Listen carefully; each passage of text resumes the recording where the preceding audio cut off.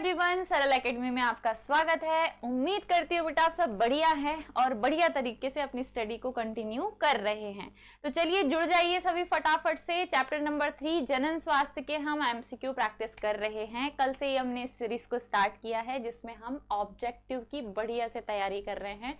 Part 1 हम कल cover कर चुके, आज पार्ट 2 है, इस पे मत जाना, ये एडिट करना भूल गई मैडम, है ना।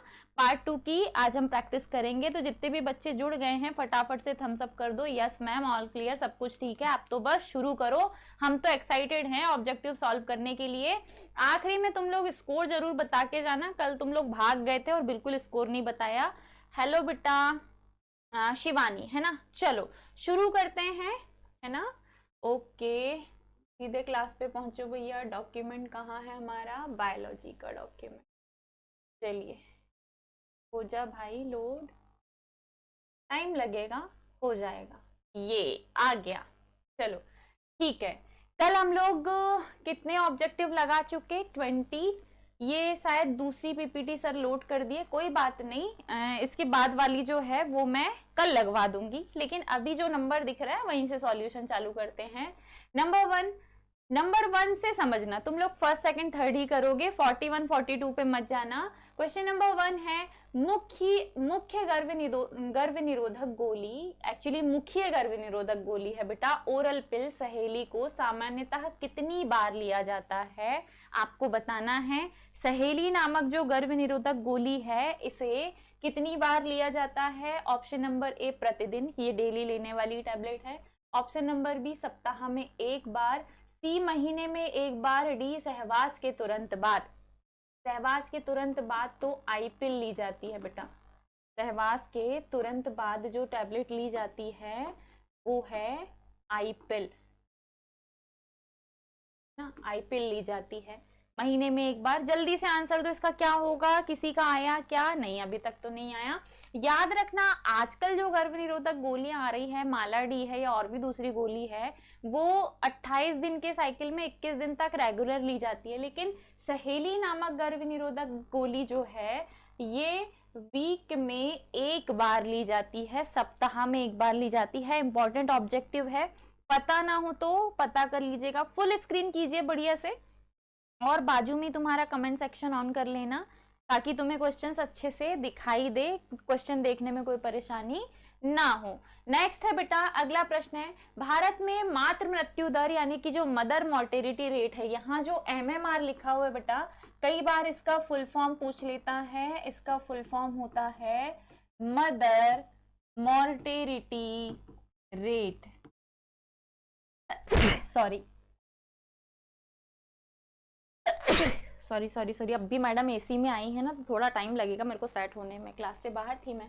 चलो, एमएमआर मदर मॉर्टेलिटी रेट होता है इसका full form.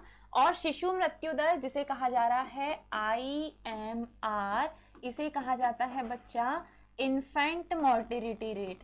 Infant mortality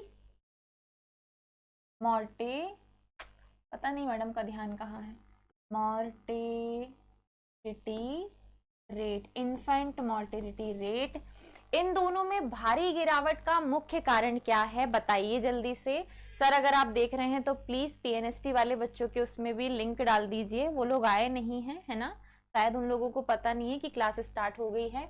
Bharat में मातृ मृत्यु दर और शिशु मृत्यु दर में भारी गिरावट का मुख्य कारण क्या है? बेहतर स्वास्थ्य सेवाएं हैं।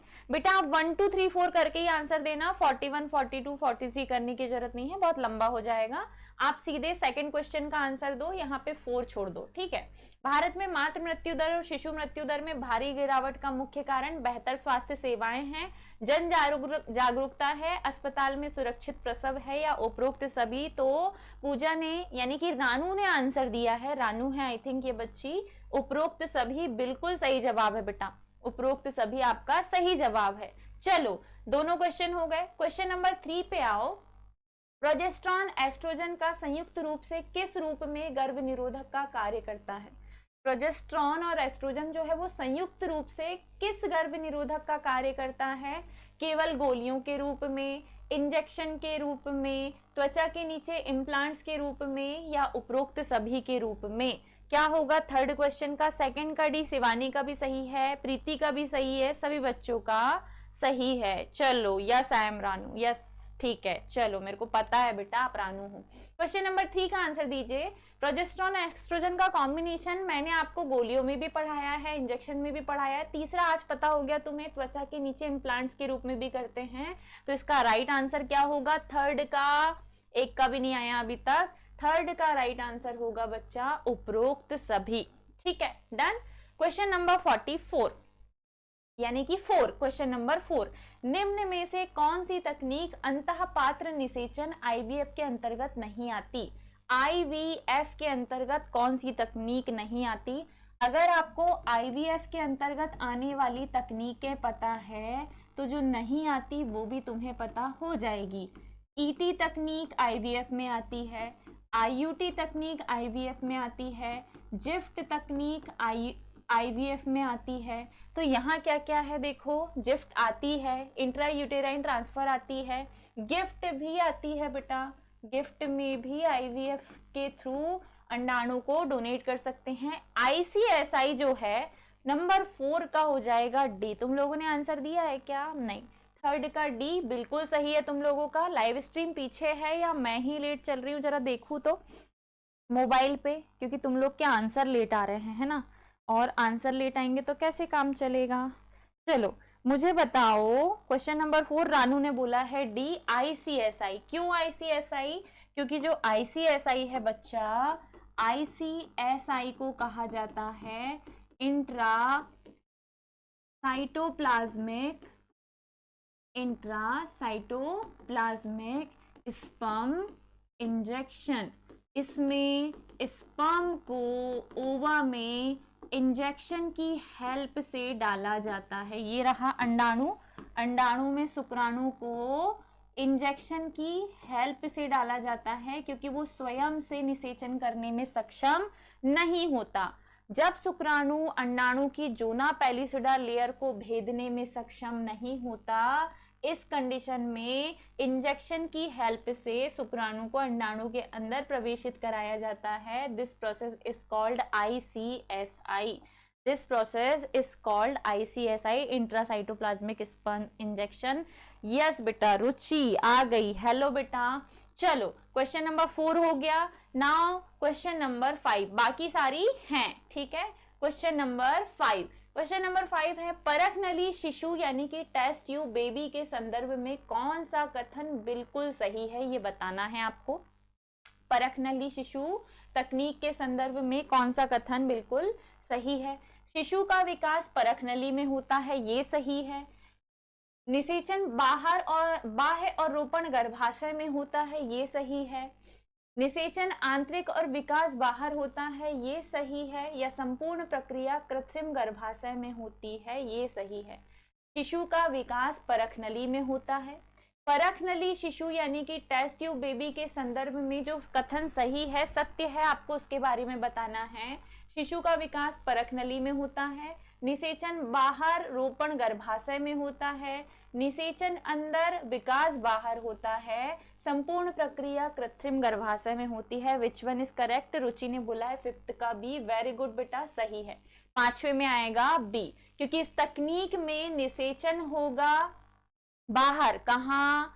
टेस्ट ट्यूब में, और रोपण होगा गर्भाशय में। अंतर रोपण होगा कहाँ? गर्भाशय में। फिर विकास भी होगा गर्भाशय में। निषेचन कहाँ होता है? बाहर होता है, परख नली में होता है।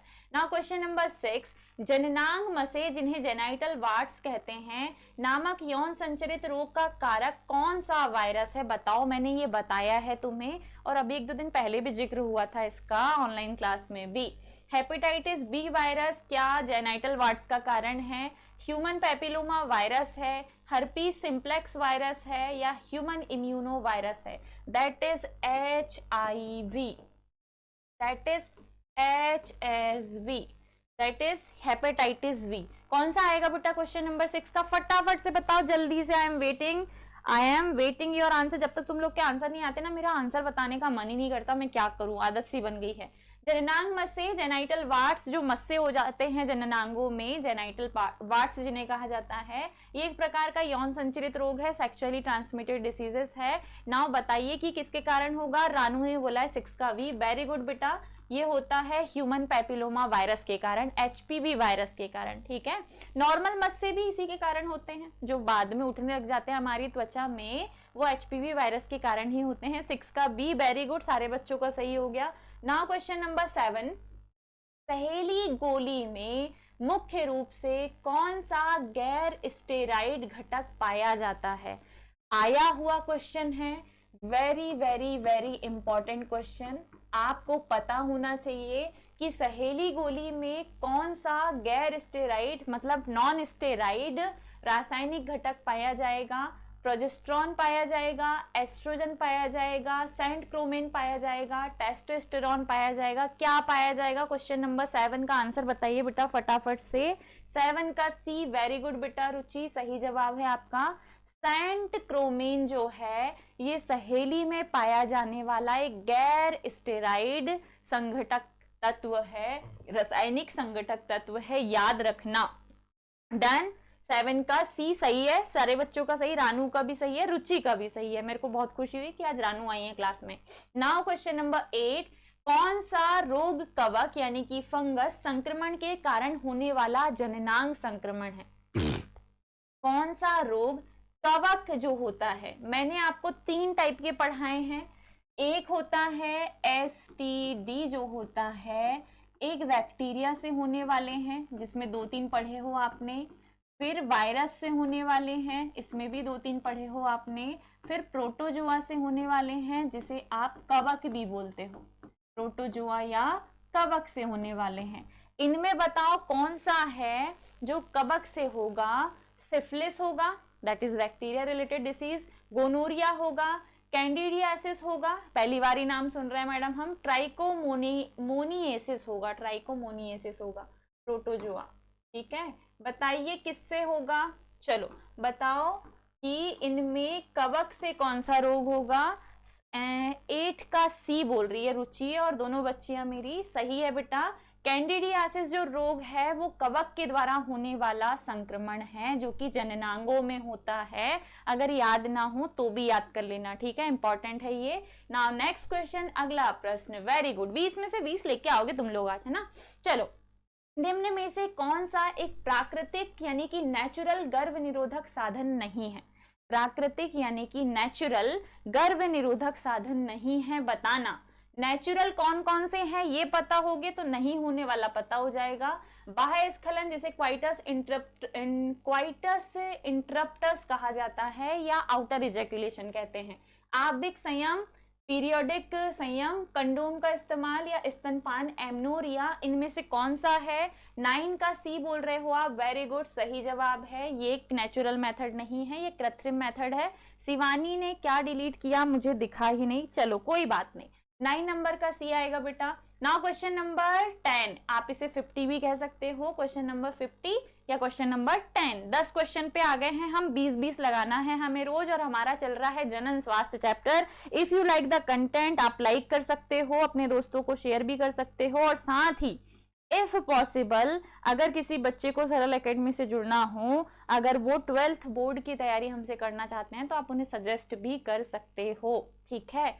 चलो अगला, अंतःगर्भाशयी वीर्य सेचन जिसे IUI तकनीक का उपयोग, अंतःगर्भाशयी वीर्य सेचन तकनीक जो है इसका उपयोग मुख्य रूप से किस परिस्थिति में किया जाएगा।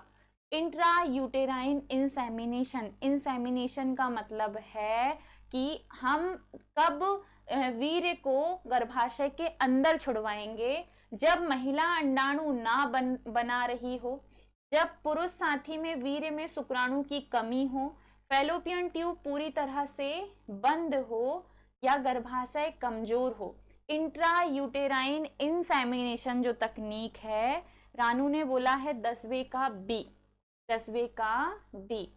इंट्रा यूटेराइन ट्रांसफर कब करते हैं, जब फैलोपियन ट्यूब में क्या होती है, रुकावट।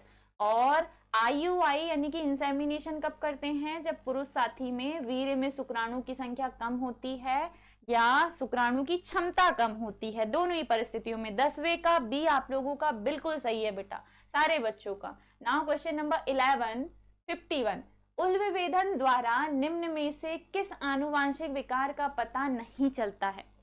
एमनियोसेंटेसिस तकनीक में इन सभी में से किसका पता नहीं चलेगा? तो किसका पता चलता है, अगर ये पता हो जाए तो नहीं पता चलने वाले तो तुम्हें पता है। और पता किसका लगाते हैं हम एमनियोसेंटेसिस में? आनुवांशिक विकारों का, जेनेटिक डिसऑर्डर का। ठीक है, तो बताओ डाउन सिंड्रोम है, हीमोफीलिया है, ज्वाइंटिस है या सिकल सेल एनीमिया है, जिसे दात्र कोशिका अरक्तता कहते हैं? बताइए बेटा 11वें का क्या है? 11वें का सी बोल रही है रुचि। क्या मैं रुचि के साथ जा सकती हूँ? बिल्कुल, रुचि ने, रानू ने, दोनों ने बोला 11वीं का सी। शिवानी बेटा आपका 10वें का भी सही है। चलो फटाफट से आंसर दो, स्ट्रीम अगर पीछे हो तो आगे बढ़ा लो आप। क्वेश्चन नंबर 12, भारत में विवाह के लिए कानूनी रूप से निर्धारित न्यूनतम आयु पुरुष और महिला के लिए क्रमशः क्या है? कानूनी रूप से निर्धारित न्यूनतम आयु पुरुष के लिए बताना है पहले, महिला के लिए बताना है बाद में, ये याद रखना क्योंकि सीक्वेंस वैसे ही दिए होंगे। नंबर 1 18 और 21 वर्ष, नंबर 2 21 और 18 वर्ष, 21 और 21 वर्ष, 25 और 18 वर्ष। इसका राइट आंसर क्या होगा? 12 का बी बोल रहे हो आप, वेरी गुड। पुरुषों के लिए है 21 वर्ष, महिलाओं के लिए है 18 वर्ष। This is perfect. 18 और 21 बोलते तो यहीं से पेन फेंक के घुमा के मारती मैं, है ना। 12वें का बी बोला है आपने, सही है बेटा, दोनों बच्चों का सही हो गया। चलो अगले क्वेश्चन पे आओ। और किसी का आया कि नहीं? अभी तो मेरे को और किसी का कमेंट दिखाई नहीं दे रहा है। Now next question, question number 13, मुख्य गर्भ निरोधक गोलियां अंडोत्सर्ग को कैसे रोकती है? बड़ा ही पॉपुलर क्वेश्चन है और ये भी इंपॉर्टेंट है। जो ओरल पिल्स है जिसमें एस्ट्रोजन प्रोजेस्टेरोन का कॉम्बिनेशन होता है, सहेली भी इसी कैटेगरी में आती है। आपको बताना है कि ये अंडोत्सर्ग को कैसे रोकती हैं। नंबर 1, गर्भाशय की दीवार को नष्ट करके, पॉसिबल ही नहीं है। नंबर 2, पीयूष ग्रंथि से FS और LH के स्राव को दबाकर, अंडाशय की रक्त आपूर्ति रोककर और सीधे शुक्राणुओं को मारकर। चलो बताओ क्या करती हैं मुख्य गर्भ निरोधक गोलियां? 13 का आप बोल रहे हो बी। चलो मैं आपके साथ ही जाऊंगी बेटा। बाकी सारे रीजन पे ये काम नहीं कर सकती। जो ओरल पिल्स हैं वो पिट्यूटरी ग्लैंड से FSH और LH के स्राव को थोड़ा सा नियंत्रित करेगी, जिससे कि अंडोत्सर्ग टाइम पे ना हो और निषेचन को रोका जा सके, या अंडोत्सर्ग हो ही ना, पुट की अवस्था चलती रहे। ठीक है, तो कुल मिलाकर मुख्य गर्भ निरोधक गोलियों का काम है, ओरल कॉन्ट्रासेप्टिव पिल्स का काम है पीयूष ग्रंथि में FS और LH के स्राव को दबाना, उसे कंट्रोल करना। नाउ क्वेश्चन नंबर 14, STDs जो होते हैं, यौन संचरित रोग जो होते हैं, इनके संक्रमण से बचने के लिए सबसे सरल और सुरक्षित तरीका क्या है? नंबर 1, हार्मोनल गोलियों का सेवन करना चाहिए। क्या है भाई, STD के बारे में पूछ रहा है। नंबर 2, तांबा मोचक IUD का उपयोग करना चाहिए। सहवास के दौरान कंडोम का इस्तेमाल करना चाहिए या शल्य चिकित्सा यानी कि नसबंदी। क्या है इन सभी में से जिससे कि STDs को कंट्रोल किया जा सकता है? 14 का सी, वेरी गुड। 14 का सी ऑप्शन बिल्कुल करेक्ट है बेटा। Ruchi, Ranu, you both are correct, है ना। शिवानी पता नहीं कहाँ चली गई ऑब्जेक्टिव लगाते लगाते। नाउ क्वेश्चन नंबर 15, कौन सा बंध्याकरण का साधन अंडवाहिनी से संबंधित है, फैलोपियन ट्यूब से संबंधित है? बताइए। कल जनन स्वास्थ्य के ऑब्जेक्टिव की आखिरी क्लास रहेगी, 60 ऑब्जेक्टिव बहुत है इस चैप्टर से। इसकी बीच की PPT गायब है एक्चुअली, बीच वाली कल लेके आऊंगी मैं, है ना। चलो 15 का, निम्न में से कौन सा बंध्याकरण साधन अंडावाहिनी से संबंधित है? Vasectomy, tubectomy, copper T, implants. क्या है भैया तुम लोगों का? 15 का सी बोल रहे हो आप। 15 का सी बोल रही है रुचि। ये 15 इसका सी, कॉपर्टी, अंडवाहिनी से संबंधित पूछा है बेटा। इतनी काय की जल्दी रहती इस लड़की को। 15 का बी आएगा, दैट इज ट्यूबेक्टोमी। रानू ने सही जवाब दिया है 15 का बी। 15 का बी। शिवानी बोल रही 13 का बी। शिवानी बेटा आपकी लाइव स्ट्रीम पीछे चल रही है, मैं आपको कैसे बताऊं। ठीक है, चलो रुचि का हो गया 15। अब 15 बस दिया है, जल्दी बहुत है इस लड़की को, है ना। चिकित्सकीय गर्भावस्था समापन, जिसे मेडिकल टर्मिनेशन ऑफ प्रेगनेंसी कहा जाता है, इसके लिए इस पे बेटा कानूनी रूप से जो नियम कानून आए हैं, कब से आए हैं? 1971। ठीक है, कानूनी मान्यताओं के साथ, विभिन्न प्रतिबंधों के साथ इसे मान्यता दी गई है। कब से? 1971 से। तो एमटीपी के लिए पूर्णतः सुरक्षित काल किस तिमाही तक माना जाता है? प्रथम trimester, first trimester, second trimester, third trimester, या गर्भावस्था का कोई भी समय? Which one is correct answer? I was not able to understand the question number. Okay, तो आप यही करो बेटा, 55 लिखो, 56 लिखो, ऐसे लिखो। चलो 56 लिखो, 56 लिख दो, है ना। 16 को 56 बना के दे दो, कोई दिक्कत नहीं। अगर आप नहीं समझ पा रहे हो तो आप जो नंबर दिख रहा है ना, वही। चलो 56 का क्या है भाई?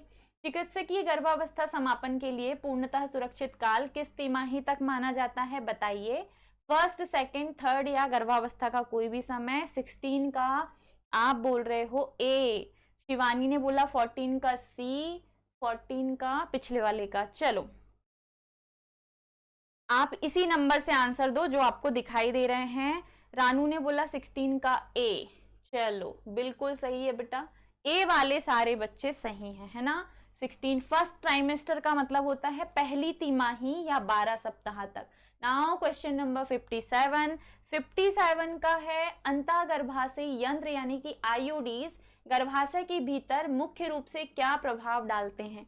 आईयूडीज का काम गर्भाशय के अंदर क्या करना है? अंडोत्सर्ग को पूर्णतः बंद करना, वो तो इनके हाथ में है ही नहीं। शुक्राणुओं की भक्षकाणु क्रिया को बढ़ाना, फैगोसाइटोसिस को बढ़ाना, वीर्य का निर्माण रोकना, या अंडाशय का आकार छोटा करना। वीर्य का निर्माण आईयूडी कैसे रोक सकता है? वीर्य तो पुरुषों में बन रहा है, आईयूडी स्त्री की बॉडी में लगाई जा रही है। अंडोत्सर्ग को रोक देंगे तो मेंस्ट्रुअल साइकिल आने बंद हो जाएंगे, ये भी पॉसिबल नहीं है। 57 का रुचि ने बोला है बी। वेरी गुड, 57 का बी, शुक्राणुओं की भक्षकाणु क्रिया को बढ़ाना ही इसका राइट आंसर हो जाएगा। डन। चलो नेक्स्ट, निम्न में से कौन सा रोग यौन संचरित है परंतु सीधे जननांगों को प्रभावित नहीं करता? ये यौन संचरित तो है लेकिन सीधे ये डायरेक्टली जननांगों को प्रभावित नहीं करता। Question number 58। कौन सा रोग है बेटा? गोनोरिया है, सिफिलिस है, एड्स और हेपेटाइटिस बी है, या जेनाइटल हर्पीस है? Which one is your correct answer for question number 58? 57 का बी सही है आप लोगों का। 58 पर हम आ चुके हैं, जल्दी से बताइए क्या होगा? 57, 58 का क्या होगा बेटा? चलो 58 का हो जाएगा कौन सा रोग यौन संचरित रोग है परंतु सीधे जननांगों को प्रभावित नहीं करता? ये है एड्स और हेपेटाइटिस बी। 58 का बी। वंशिका, रानू, रुचि सभी ने बोला है बी। बी सही है बेटा, ये सीधे जननांगों को प्रभावित नहीं करता। सहायक जनन प्रौद्योगिकी, जिसे ART यानी कि असिस्टेड रिप्रोडक्टिव टेक्नोलॉजी कहा जाता है, इसके अंतर्गत गिफ्ट का सही पूर्ण रूप क्या है?